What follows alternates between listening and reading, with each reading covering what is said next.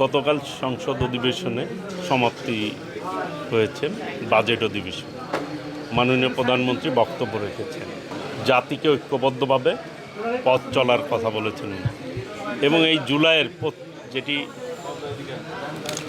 পবিত্র সংসদ ভবনের দক্ষিণ প্লাজায় স্বাক্ষরিত হয়েছে জুলাই সনদের প্রত্যেকটি ওয়ার্ড উনি বাস্তবায়ন করবেন, জাতিকে প্রতিশ্রুতি দিয়েছেন এবং ইতিমধ্যেই কিন্তু অনেকগুলি বিচার সম্পন্ন হয়েছে, চলমান রয়েছে, অনেক বিচার সম্পন্নও হয়েছে। কাজেই এই বিচার ধারাবাহিকভাবে ইনশাল্লাহ চলবে এবং বিচার সম্পূর্ণ হবে, এটি আমাদের স্পিরিট।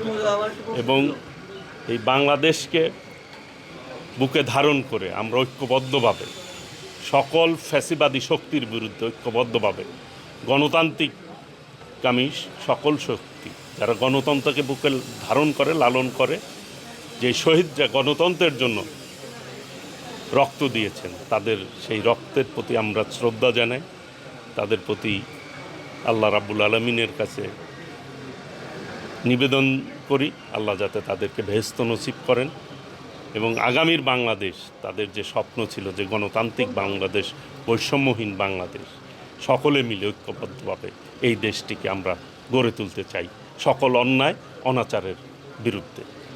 আমরা ইতিমধ্যেই দেখেছেন যে বিভিন্ন জায়গায় যারা ছিল ইতিমধ্যেই অনেকে শাস্তি পেয়েছে, অনেকেই চাকরির থেকেও কিন্তু বরখাস্ত হয়েছে, অনেকেই চাকরিচ্যুত হয়েছে।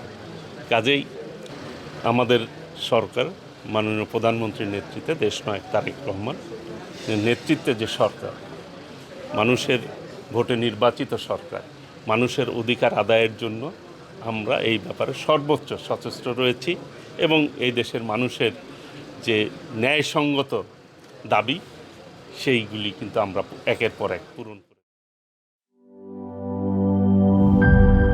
হুররে ওয়েফারের মানচি টেস্টে টেনশন দূর রে, হয়ে যাক হুররে।